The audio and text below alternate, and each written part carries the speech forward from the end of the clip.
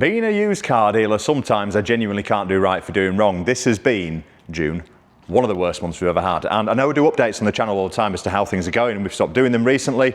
Well, that's because of stuff like this. And genuinely, I just don't like banging the drum about how rubbish it's been. However, this has genuinely been the worst month we've had. This is a story that I think you're going to find very interesting. I suspect you're going to have opinions on. I'd love to read them as to whether or not you think I've been a dodgy car dealer, or whether or not a previous customer's been a dodgy guy, or whether or not you think the customer sold this to was in the wrong, or indeed the specialist that it's been to, are they in the wrong? Or the finance company. There's a lot of people involved on this sorry tale of an Audi S3. But let me just take you right back to when I first cast eyes upon this car. Came in on part exchange with this thing, and it came in against a 2020, I think it was, Audi S4 diesel. Really nice car. The guy that bought it, I thought was a really nice guy, and you can make your own decisions on this one. He part exchanged this against it. Now, as a result of which, I gave way too much money for this car. But as a car dealer, you tend to do, because if it means selling one car and he didn't chip on the price on the S4, then, you know, maybe you do a bit of a deal on the part exchange. So we did. And then owned it. It was in stock for around about a month and a half, maybe two, something like that, which isn't unusual for a performance hatch. Usually we turn cars a bit quicker than that, well, not at the moment, but it maybe a little bit longer than I wanted it to be. We eventually sold it to a lovely guy called Joe. And Joe, if you're watching, this isn't a dig at you, mate. As you well know, we've had a lot of back and forth on this. Joe was the unsuspecting victim in all of this, bought this S3 from me, a lovely car dealer who likes to do the job properly. This car was MOT'd, it was serviced, it was inspected, everything was totally fine. I drove it home, as I do with most cars that come in. I take them home on the night, then I bring them in the morning so I can feel like, right, I've driven it, it's all right, there's no juddery brakes, there's no sort of issues. It was fine, not a problem at all. I then went on holiday, and that's when things started to fall apart. I decided to take what is a very rare break away from work, and we went across to Alnwick, myself, the missus, the baby, my mum, my dad, nice little family holiday. And I was keeping in touch with Tim as I was away, and he gave me the great news that we'd had a phone call from a bloke who had a problem with an Audi S3. This one. It was smoking from the rear. Just to clarify, it did not smoke when it was in here. However, this bloke who's bought it noticed it smoking, usually in the morning when he was starting it up. Sounded a little bit odd. Anyway, Joe sent me across a couple of videos. I was like, oh, that's wonderful to see. Where do we go from here? So he'd bought it with a bit of finance and bought it a little bit cash as well. One of those usual sort of deals. Either way, the car needed fixing, and he was based all the way up in Scotland. So I said to him, do you know a garage in Scotland that you can trust? He said, yes. So he took it to a garage up the road from him. Now, they spent a lot of time on the car, and essentially they diagnosed the valve stem oil seals were at fault, but they weren't 100% sure, and they sounded a little bit vague. I spoke to them on the phone. They said, oh, we don't know how much the job's going to be, and we don't really want to get involved, and we're pretty sure it's this. Anyway, Joe went and picked the car up, and I said, how much do I owe you for a diagnostics fee? Nothing, which is a bit smelly. Anyway, it was now up to me to find a garage for this car. Now, the problem is, because Joe's so far away, it was difficult to find somewhere local to him. So I rang a good friend of mine who owns a car dealership up in Scotland, and he suggested a place, and I'm not going to say who it is because I'm still doing a back and forth with them, but a place that specialises in Audis. Now, to give Joe his credit, what he did was very kind, and I really appreciate it, mate. He wasn't a subscriber before, found out about the channel after he bought the car, and now he's a subscriber. Thanks, mate. What he did do is he took a day off work and he drove it up to that garage for me, which I really appreciate. And the deal was, you take it there, I'll bring it back. I mean, I'd have gone both ways, and I think he knows that, but anyway, that's a story for another day. So he took it up to the garage, and the garage had it in for all of 24 hours. They did an hour's diagnosis on the car, and they said to me, Rob, we think it is the PCV, which is a valve on top of the engine, dead easy to get to, and had it done it on us, would have been a really easy fix before we'd have sold the car. Anyway, I said, with this being a car that is so far away, what I'd like you to do is make sure 100% it is the PCV. So I paid for more diagnostics time on this car. I spent £300 on diagnostics on this car, for them to do compression tests on the engine, for them to check everything and just make sure that everything's okay. They came back and they said to me, 100% PCV, do it. So they repaired it. It cost me around about £600, which is eye-watering for a PCV. But anyway, had it been done here, it would have been 150 quid. Doesn't matter, by the by. They then rang me, this was fixed on the Tuesday, and spoke to me on the Wednesday and said, oh, we're perplexed, Rob, why is this car still here? I said, well, I'm trying to organise delivery. I need to have it collected from where you are and taken back to my customer, who is doing quite well and not really giving me too much stress at this point, but I assume is getting rather uncomfortable with the fact he doesn't have a car. Fortunately, his missus works at a dealership for another company and she managed to get a car. So he was sorted for a car for the time being. But I knew that he was wanting his car back. I said, delivery is going to be on Friday. That's the quickest I can get the guys up to you. At which point they said to me, well, we're going to have to start charging storage from Thursday. £25 plus VAT a day. Clearly, I had things to say about that. The conversation lasted for about 10 minutes and we didn't pay the storage. But I give you a bit of a vibe as to where we're going. Anyway, I think you know where this story's going. It's still smoking. This is a really nice example of an S3, which is why I'm particularly annoyed about it, but it has got a problem. So Joe sent me all the videos across of the car still smoking. I said, look, what do you want to do about it? I spoke to the garage that repaired it, or said they'd repaired it. I had a few choice words for them at the time, as you can imagine, I won't repeat. They said, bring it back, we'll have another look. Now, unfortunately, I know as a car dealer, once I've had my chance to repair something, that's it. He could have booted off, bit on finance as well, would have made it a lot easier for him and would have had arguments with the finance company, would have ended up in court and I probably would have lost. So if I wanted to have no integrity and fight it, I think in the long run I probably would have lost the case anyway. However, it's not how we operate, so I just said to him, right, we're gonna have to refund it then. Joe, give you your credit again, mate, thank you. Said I can drive it down to you if it's going to make life easier for you, save you on the recovery. The only day I can do is Sunday. So I came in on Sunday of last week, which is my only day off, to refund Joe all of his money and then to give him a lift to the train station. You can't do right for doing wrong in this game. We've sold a car that we've inspected, done everything properly. He's had a problem with the car. We've been straight on it, taken it to one of the most expensive specialists in Scotland. Well, judging by the bill, I'm guessing it was the most expensive in Scotland. They've told us what's wrong with the car. They've fixed it. We've paid for it. We've had it recovered and taken back to the customer as soon as we possibly can do. And it's still not right. And somehow that falls on me. This job is so frustrating.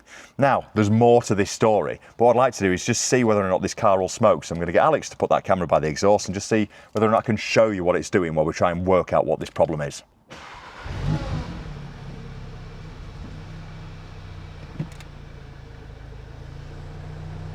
Did they smoke? They did. They did smoke, right. Good, I think. Now, there appears to be no rhyme or reason behind this. Sometimes maybe smoke, sometimes maybe not smoke. Joe was saying sometimes it will, sometimes it won't. As a car dealer, this is one of the most frustrating issues you can have because it is an intermittent problem. Now, Joe had this car for a few days. He drove it 4 times a day, went to work in it, went home for his lunch to walk his dog, back to work and then back home again. He had the car for a few days and even he didn't spot there's a problem until a little while and he thought something's a little bit off here. When it's warm, seems to happen less. When it's cold, seems to happen more, but it's not every time when it's cold. And sometimes it's, you fire it up first thing, it's fine, and then leave it 50 minutes and then it smokes. It's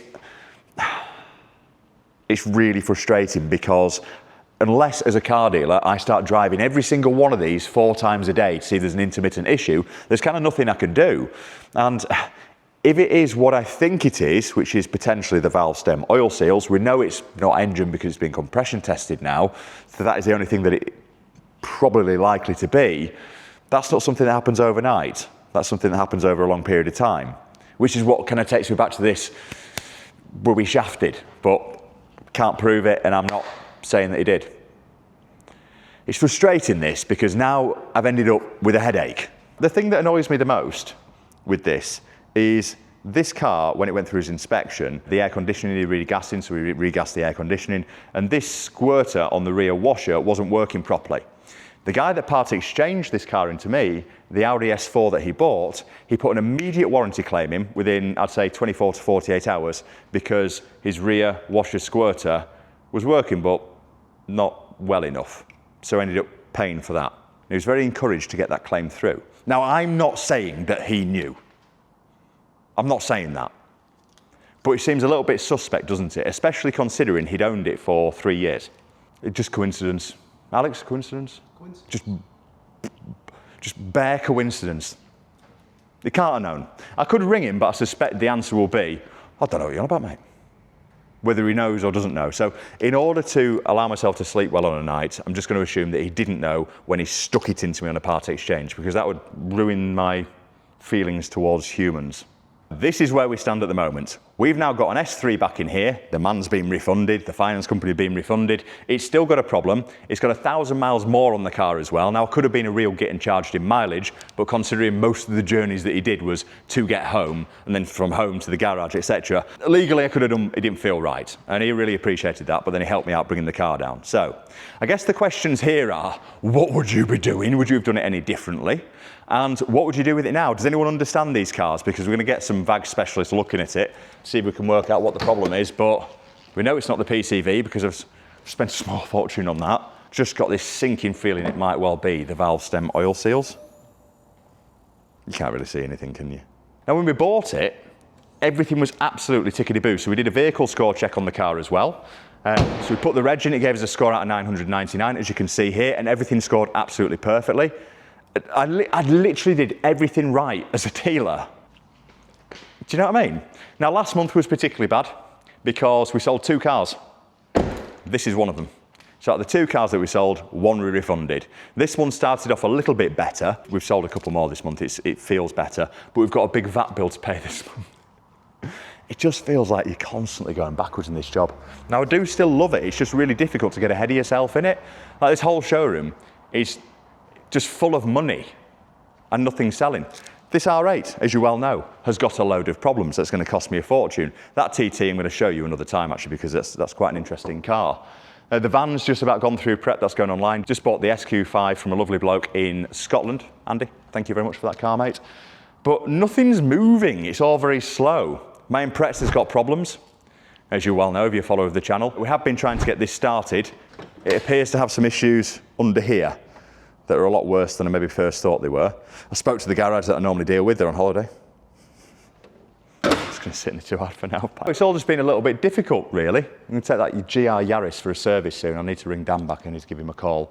We've even had it where the roof has been leaking. We had a nightmare trying to paint that wall because even though we work in a rented building, I don't own this building even though I spent a fortune on it, when there's any problems, because it's a maintaining and repairing lease, I get to pay. So it leaked and it had covered that wall. I'll show you the video actually because we've got some footage of us trying to paint a wall that you might find interesting. So if you're wondering where these weekly updates have gone, there's just been nothing positive to report on, and I'm getting a bit tired of reporting on negative stuff, so I'm trying not to. But out of interest, what's your thoughts on this? What's gone wrong? Were there some dodgy happenings happening? Did somebody know that this car was a problem before they put it into me? Did I do the right thing? Was the customer right to hand it back to me after just 1 go, or would it have been fairer to give me 2 goes? I think he was in the right. But what do I do with it now? It's just another lump of cash sat in the showroom, and I suspect probably going to go in the too hard for now pile. So there you go. If you're thinking about being a car dealer as a career, I would suggest don't. But if you're thinking about selling your car and it hasn't got a smoking problem, you can still sell it to me at www.carmora.co.uk.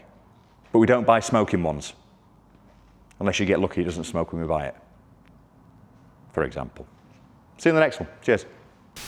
I really don't want to end up with paint on these clothes. It stinks in here. I'm not being dramatic. It absolutely stinks in there. He's the smelliest man on the planet today. Mold spray. Self-acting, no scrubbing required. Have we got some sheets we can put down? Can you just foot these ladders and stop being awkward? Oh, I don't like heights. Oh God, I don't like this. That's not nice to breathe in.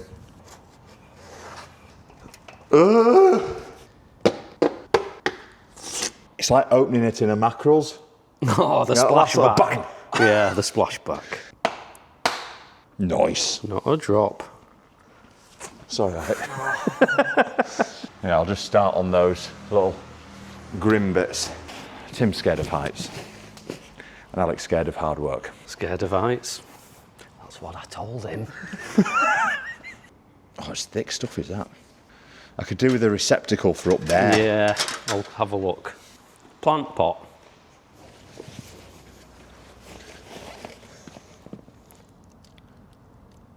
That'll do. I'll do. I'm not redecorating the whole bloody building. There's paint on the floor there. How's the paint on the floor there? No idea. Have you just wiped it up? No, but I'm gonna. It isn't bloody paint. Oh, it stinks It's in not there. paint after all that. What is it's just it? a little plastic cap. Oh, poor Tim. It stinks Never mind in that. there. Come on, get up them ladders. Where's my brush? Oh, I'm bored of this. You're ready to get some more paint as well, aren't you? That didn't Yeah, and I've got on my hands. This is going to take ages. I know. Thinking sensibly about this, would it be better With a abandoning until Tuesday? You get some rollers. And we just get a big roller on it. Just get a big Splat. roller on it. Otherwise, it's just there's no system here where you can just keep getting paint. And wash that out. Oh, great. And that needs to go Yeah, back in. yeah, I'll sort it all. Yeah. I'll be in the office. Right. Paperwork again. Round 2.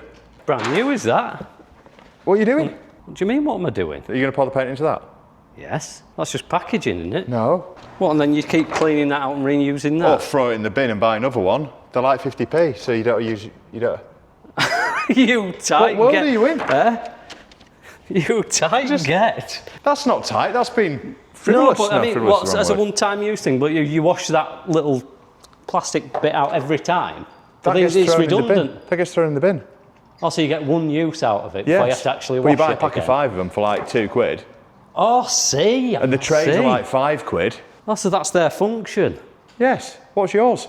It's Insert that unbelievable. clip. Surrounded by idiots. Insert it. Why is everyone so stupid? Why aren't more people intelligent, like me? Oh, yes. Mate. No ladders required. I'm going to do it. Yeah, should be all right, shouldn't it? It makes me Yorkshire.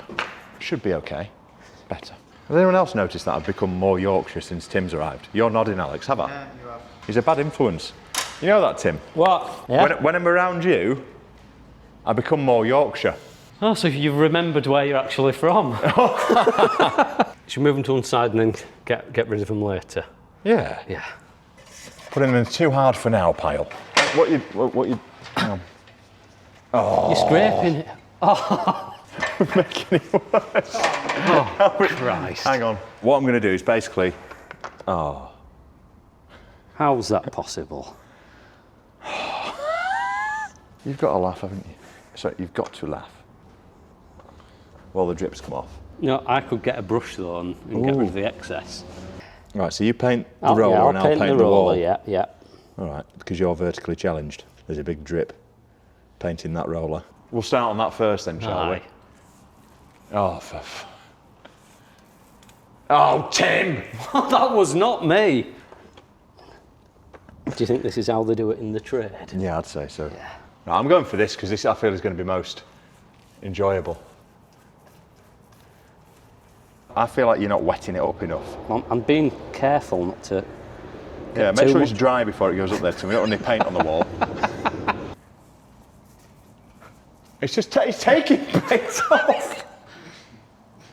It's making it worse. Keep the bugger still then. I just find the whole situation rather amusing. Come on, let's get on with it here. We ain't got long left. Sorry, Tim, am I keeping you? So we're an hour to closing. And I'm panicking. Hurry up. Got me down Gun Club later. I've got a feeling it might be a let it dry in another coat kind of a job. Let it dry and get ourselves off, eh, Tim? If you insist. Do you want to watch it? Another productive day at CCHQ.